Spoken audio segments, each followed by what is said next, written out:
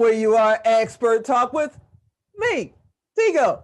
And today, as always, we bring in experts that know a little bit more than Tigo does. Yeah, okay, stop looking at me. A lot more than Tigo does about business, about growing, about living your dream. And today is no different. Today is no different. Today we have somebody really, really special. We brought in Mr. Aaron Scott Young. This is a man who believes that you should build a business, not just something that you work at, and it's not really a business. You're working for yourself and working a glorified job. Mr. Aaron Scott Young is here, and we're going to hang out with him. Expert Talk is brought to you in part by PodNation TV, the podcast to broadcast network. Expert Talk is produced and distributed by Melrose 11 LLC. Lights, cameras, take action with Melrose 11.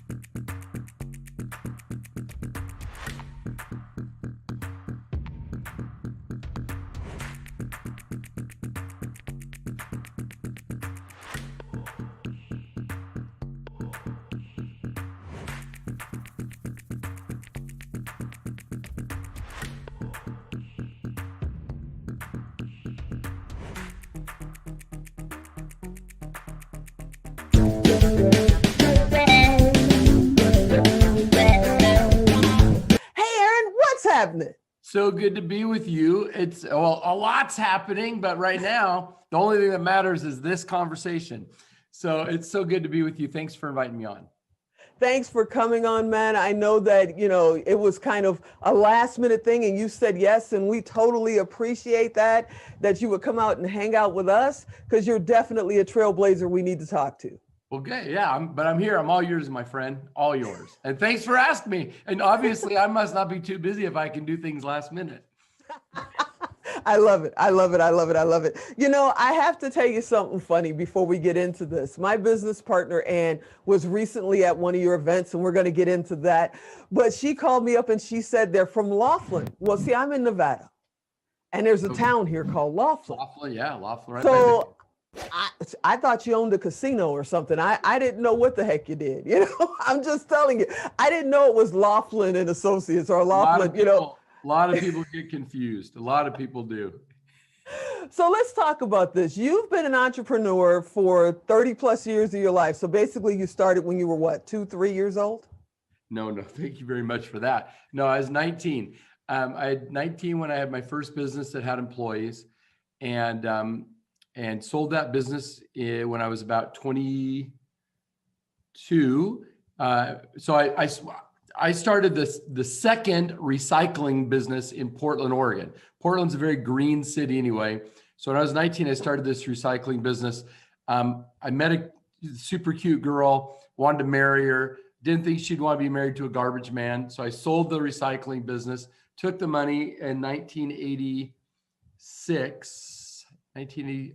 middle of 86, and started one of the very first cellular phone companies meaning sellers of cellular phones in the Northwest. Built that up, closed part of it when the industry changed, sold the shop and all the equipment, which is still there, interestingly enough, all these years later. Wow. In 1992, 93, took my only job I've ever had, which was the vice president of sales. I was 29 years old. And I was vice president of a NASDAQ traded multinational, 350 offices around the world. They made me their VP of sales, which at the time I thought seemed logical, but now I look back and think, what the heck were they thinking? That's insane. I would never put a 29-year-old in charge of my sales for a NASDAQ company. Well, you had to be a really creative, talented guy at 29 years old. Well, we did manage to almost quadruple sales for the 3.5 years I stayed there. And then you were the right pick. Yeah, and I made enough money in the stock that when I left there in 96, I started to buy companies and sell companies, and then learned more about taking things I'd learned from my little adventures and applying them. And a really smart guy that I met he's very successful in another business now, but he was a nuclear fuel engineer, and he with a doctorate in nuclear fuel creation. And he worked for NASA. And he said to me one time, we were having a funny talk about lots of stuff. And he said SAR. And I said, what does that mean? He said SRA. And I said, what is that? And he said, same rules apply. The same rules that apply in parenting, apply in entrepreneurship, apply in your spirituality and your healthcare. Wow. Whatever works, you're going to see that repeated over and over again. And okay, so I got to stop you for a second. Yeah, go ahead. Because that's really important. And I know there's a lot of people out there. I'm asking the man, come on, give me a second. I know you're going, wait a minute, what? So I got to ask you, because there are people that have not started their entrepreneurship journey. They have not stepped out there, or maybe they have because we're kind of coming through COVID. I'm not going to say it's over. I don't believe it, but we're coming through it and learning how to adjust with it. Like kind of bad, winter storm in Chicago. We just figure out how to get through it. But they started something maybe while they were off, while the businesses were shut down, and now they're going back to work. And the reason why they're not sticking with it or they're not taking that journey is because they don't believe the same rules apply. They don't believe that these things connect. So can you just kind of expound on that? How does being an entrepreneur, being in business, also apply in their regular life? Well, I don't know if the answer that's coming to my mind is really the specific kind of answer you're looking for, but I do want to say this. Many people that start a business and they start to grow it and they start to hire people, they get this belief that the employees are going to steal their secret sauce. Mm-hmm. And they get real fearful of that. And I tell them all the time, as a matter of fact, I talked to your partner, Ann, about this. I said, look at the people that come to work for you who are better at you at sales, or better than you at marketing, or better at you at IT, or better at you at something. That's why you hired them, because they're better than you, right? In that way. The very fact that they came to work for you is enough reason to not fear they're going to steal from you. And now, put a pin in that. You said there are people during COVID who worked from home and found that they could do a side hustle because they had time, they had discretionary time. Yep. The reason people will give it up going back to work is out of fear. They're afraid to try to make the payroll every month. They're afraid to know how to do the marketing. They're afraid when they've got a security blanket or a lifeline like a salary, then they take a risk on doing some side deals. Okay, Aaron, I've got to ask you, because you were just talking about people they need a W-2. They're afraid. We talk about false evidence appearing real all the time here, and y'all know I do. Don't even sit there and say I don't. I do. We talk about that all the time. And let's talk about, what does that mean? Where is the security blanket when you step out there on your own? How do you do that safely?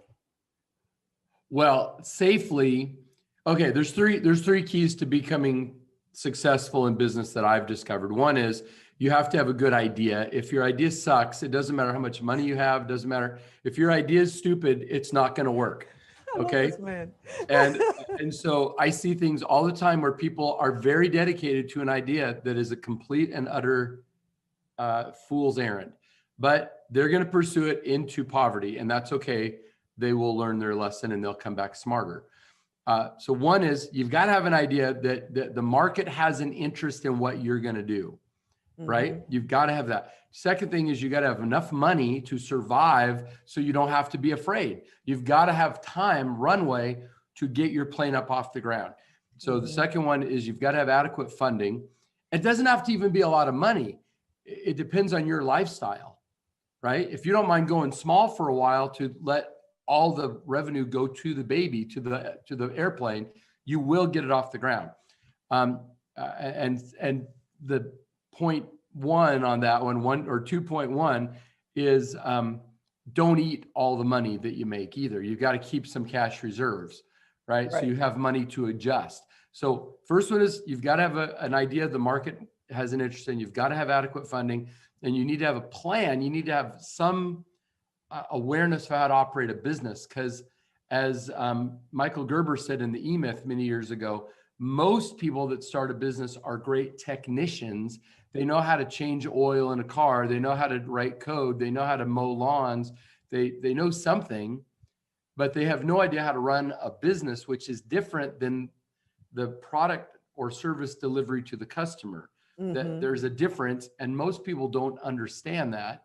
So if you've got a decent idea and you've got adequate funding to let it grow, and you have you don't have to like wander around in the woods blind, banging into every tree and falling down every cliff, right? If you have a plan that's based in reality, you need to learn it from somebody. You could learn it from somebody like me, or from Warren Buffett, or from Bill Ackman, or from Michael Gerber, or anybody else. There's a ton of people you can learn from, but you need to follow some rules so you don't have to learn it all yourself through your own pain.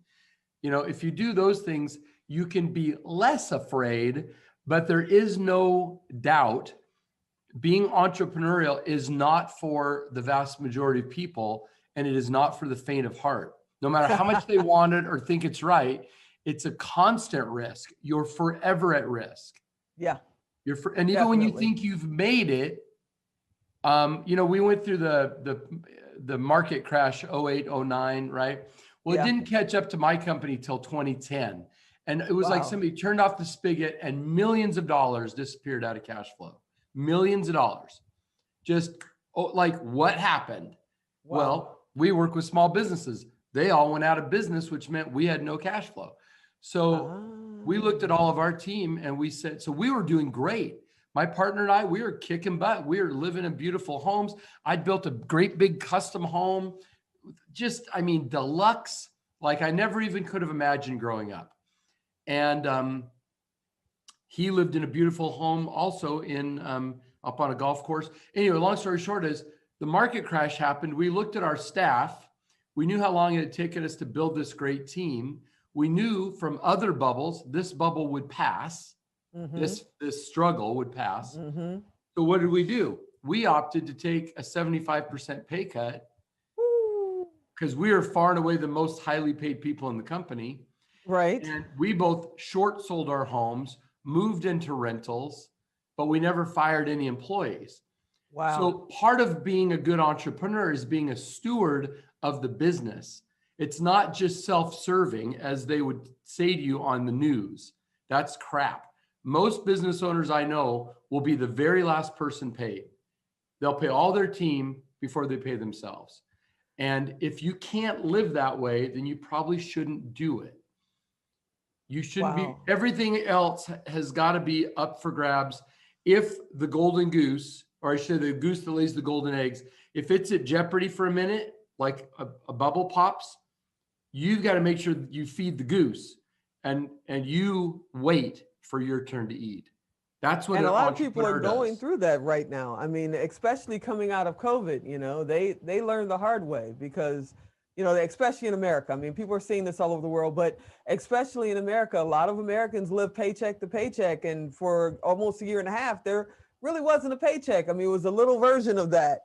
And a lot of the small businesses, they don't live much better than paycheck to paycheck, trying to get through it. You know, some of them don't even have paychecks. They're just holding on. People would be surprised to know, according to the last census, only 4% of business owners, only 4% of the 22 million people that said they owned a business or were self-employed, only 4% only break $1 million a year in revenue. Wow. 96% don't get to 1 million. And we hear about these unicorns. We hear about Elon Musk or Jeff Bezos or whatever. We hear about somebody who just sold their napkin idea for $1 billion to Google. Okay, well, those are stories. Those are, and there were true stories, but it's, you know, it's no different than talking about Jesus or something. He was a unicorn too, right? So there's only one. So don't get all hung up on being Jesus. Don't be hung up on being Bezos. Don't hung up on being on Musk. Just be you in your community. And if you're at 600, 700, 800, 900,000 in revenue, you're already beating the odds. Wow. You're already kicking butt. Feel great about it. If you get to 3, 5, 10, 20 million in revenue, you are becoming the unicorn. Wow. So okay, we got to take a quick break. Hold on. And when we come back, you know, basically what you've been talking about is, you know, unshackling. the unshackled owner. We're going to get into that and what that all means. We're going to talk a little bit more about Laughlin, because we're not talking about the town Laughlin. We're talking about your business. And my business partner told me to ask you about horses. Ah, I'm okay. not real sure where that falls in here, but in a minute, we're going to come back and find out. So sit right there. We'll be right back. Expert Talk is brought to you in part by PodNation TV, the podcast to broadcast network.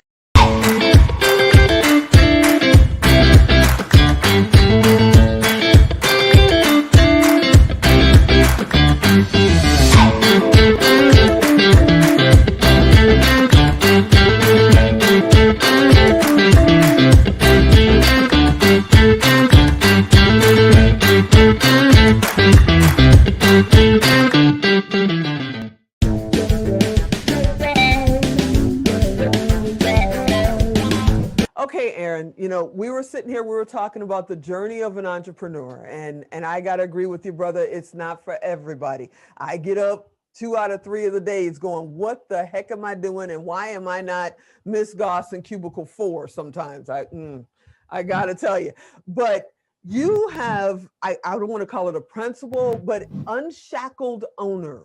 What does that mean to you? Being an unshackled owner means the business is working harder for you than you're working for the business. Now let me tell you, when you start, you have to be all in, right? When you start, this 4-hour work week thing is a nice title for a book. But when you first I gotta laugh at that one. you gotta go, you gotta work. The problem is most entrepreneurs never get out of startup mode, and they get a lot of juice from being the one who knows the answer to every question, who solves every problem. There's people constantly knocking on the door going, hey boss, can I just get 2 minutes? And then they know how to coach that person and they like it. That's their juice. Well, I don't like it.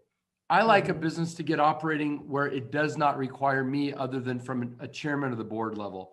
So what happened was, for years, I would get called into companies, many companies you're familiar with. And I'm not going to say, but I'll just promise you that some of these are companies that you use to find out what are all these illnesses that you have, and then that you're convinced you're going to die.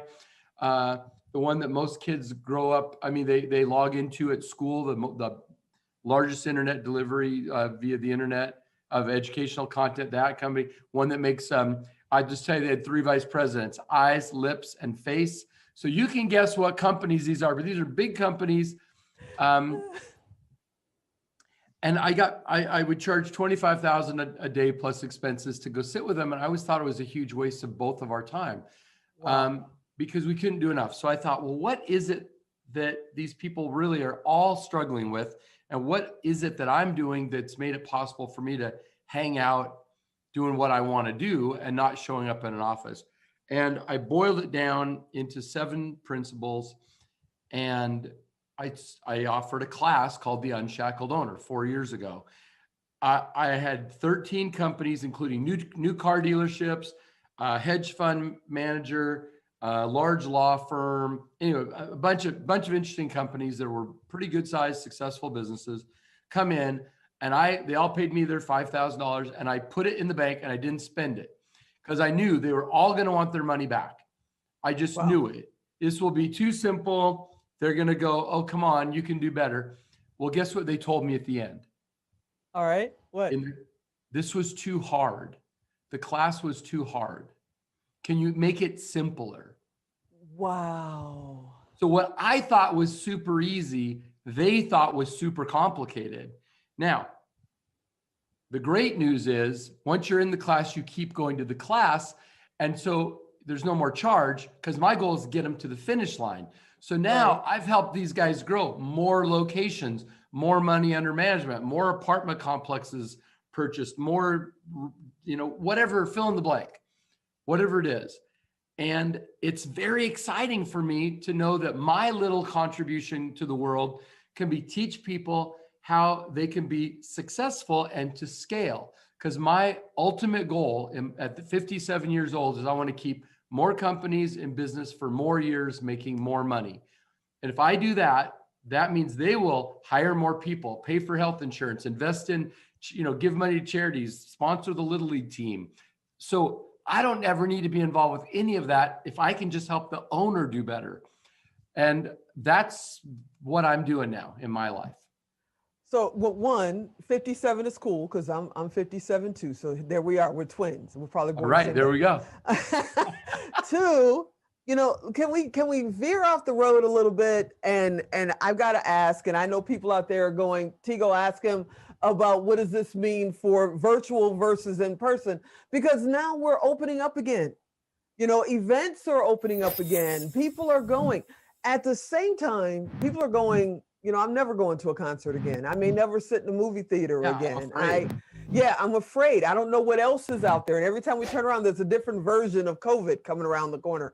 So what is this doing for corporate America now that we're in this new normal? How do you see it projecting down 5 years from now, 10 years from now?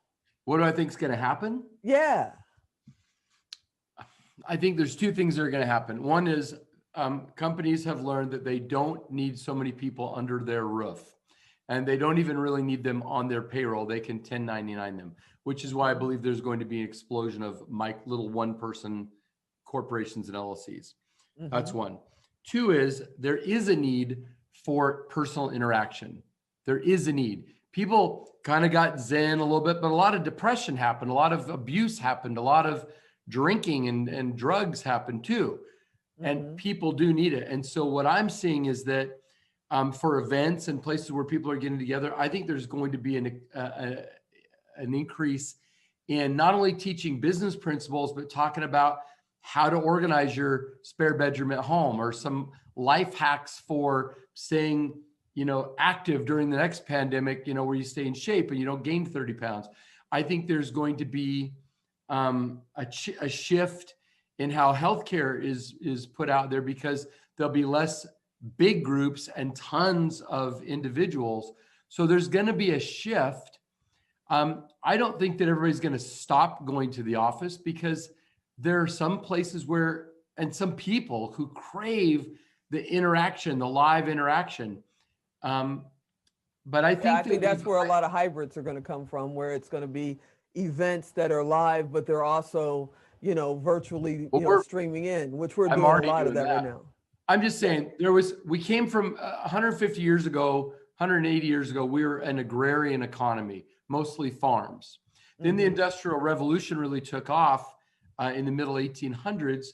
And a lot of people moved to the cities, and that's great, but there's still farms, right? As a matter of fact, there's still hundreds of thousands of family farms that are not that big, including I have one, right? The point is, just because things change doesn't mean the other stuff goes away. Right. Right. But there is a change, and entrepreneurs, here's the other message to entrepreneurs.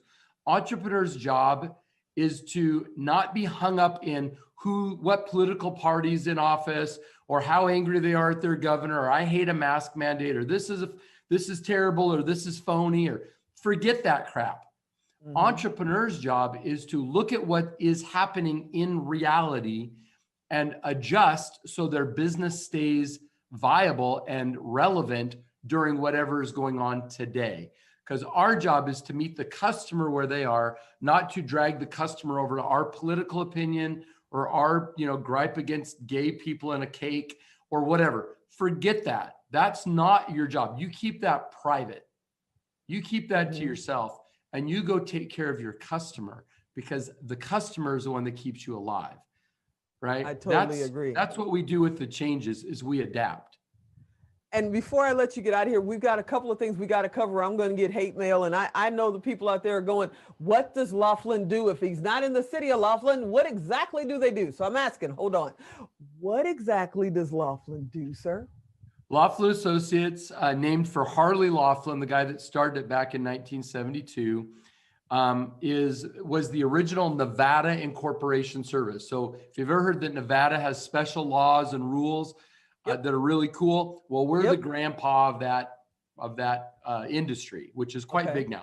But when my partner and I bought it 20 years ago, we expanded it to all 50 states. So now we're one of the largest incorporators, LLCs, creators in the United States. We do resident agent service. We do something really cool, which almost nobody does, which is called our corporate veil protection. The thing that makes a corporation or LLC useful is that it separates your personal estate from the business activity. And the separator is called the corporate veil. But almost, I would say 95+% of the entrepreneurs that I meet destroy the corporate veil, and then they get audited or sued and they go, what happened? What happened? Yep. I've been paying my fee to the state. Well, they didn't know the rules and they didn't follow them, so they didn't get treated like a real company. So that's what Laughlin does. And we do events and all kinds of cool stuff. And that's the answer to your question. That's one of my businesses that I own. You know, and I'm going to take a second and talk to you guys, because if you're sitting there, I know I have friends, I have family. The minute you say LLC, C Corp, S Corp, glaze over the eyeballs, you're not paying attention, you go, come back and talk to me. If you're starting a business, if you're in a business, this young man may not tell you, but Tigo going to always keep it real. If you're doing it as a sole proprietor or a partner, you're crazy. You need to talk to this man and protect your assets. That's what it's all about. I want to ask you, you know, what we call it RFC. What's your right fit client? Who's that perfect client for you? Who are you looking for? So even though we definitely work with people who are just getting started, and we get thousands of those clients, right? If I was going to buy a mailing list, or if I was going to reach out for a Laughlin client, not an Unshackled Owner client, but a Laughlin client, I would be looking for somebody who's beyond survival.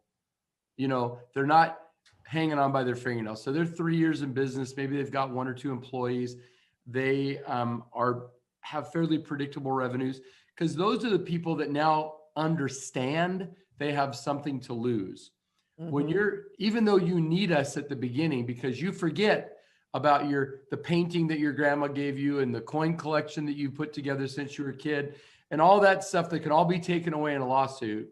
You don't think about that when you're just getting started and you don't have any revenue. You don't realize that it's all there to be taken away if you do it wrong, but people aren't thinking that yet. So I like people that are kind of already kind of chipping along. They've got fairly predictable revenues. They don't have to be big, just they're not afraid anymore. And they see that they're going to survive this thing. That's a perfect fit for us. And they've made it a little bit down the road. They're not just finding their way through the darkness right now. Right. And if you talk to Ann, you'll know that the people that she met when I met her at the event, most of them are pretty darn successful. We have a lot of very successful customers, and we help them, what we say, start, grow, profit, and protect. That's what we do. Start, grow, profit, protect. So you've been in business for, you've been an entrepreneur for over 30 years. We talked about that at the top of the show. You've been in business as a speaker, as a consultant, as a trainer. You know this game called business. What made you choose Laughlin, you and your partner, to buy? I mean, it's a business that was already in existence. You could have went anywhere. What made you choose this? We already had 5 other companies that were competing with Laughlin when Mr. Laughlin died. So their estate lawyer called us and said, are you interested in buying Laughlin? And we spent about 9 months of due diligence, and then we bought it. And then we either sold or kept separate or collapsed into Laughlin, the other companies. And the main reason I was buying Laughlin was because it was 29 years old at the time. And it had a good database. I had intended to fire all 80 employees and use my existing teams, but leverage the name and the longevity. Then I found that there were a whole bunch of good people, and we did let about 30 of the 80 go, and then we just cranked it up from there. It's a really good company with a really terrific team. Our average tenure now is 14 years at Laughlin. Our clients stay with us forever. I have clients that go clear back to the late 70s that are still alive and kicking and doing stuff. That's amazing. And it's been a great ride. And now we're taking it public. And so, oh, wow. Yeah, we're at the very end of that road. We should be publicly traded sometime by the end of the summer. I need to write that down and buy me a couple of shares. Okay. So you've mentioned event a couple of times. My business partner, Ann, recently was at one of your events. I don't know if you have to be a member of your organization. How do your events work? Is there anything coming up that, that the people that are watching should know about? They could, if they want to go. So the event is called the Magnify Your Wealth Summit, Magnify Your Wealth Summit. And it's for everybody, but especially for people that are, if they want to just learn, it's great. Here's the good thing. If you learn the right way to do it at the beginning of the journey, you'll make a lot less mistakes. You'll get to your goal faster and you'll have more money. But anyway, whatever, they can check it out for themselves. Just go to magnifyyourwealth.com. There's a video, and the next event is in October. I don't remember the dates, middle of October in San Diego. Ann was in Denver, but this one's in San Diego. Magnifyyourwealth.com. Yeah, magnifyyourwealth.com. And before I let you get out of here, I've got to ask, I know you're a speaker, a trainer, a coach. We talked about that. Is this still something, if somebody wanted to reach out to you and have you come and speak at their group, are you still doing that? Is that still an opportunity? Absolutely. Absolutely. Okay. So there may be a few caveats in there, but I still do a lot of speaking. Even during COVID, I still did a lot of speaking. I speak all over the world. I've spoken on 5 continents. I mean, yeah, absolutely. I still give talks. Remember, I don't go to the office. Laughlin, I've only been there one time in 4 years. Wow. And that was to tell the team that we were going public before we made an announcement. I mean, that was that first time I've been there in 4 years. When I bought it, I was there 5 days a week, and I'd fly back up home to my family and I'd go back and be there all week. But when you learn those principles that I teach in Unshackled Owner, you realize that if you give it all for a couple of years, you'll begin to extricate yourself, and you own the company doesn't own you. And you never did ask about horses.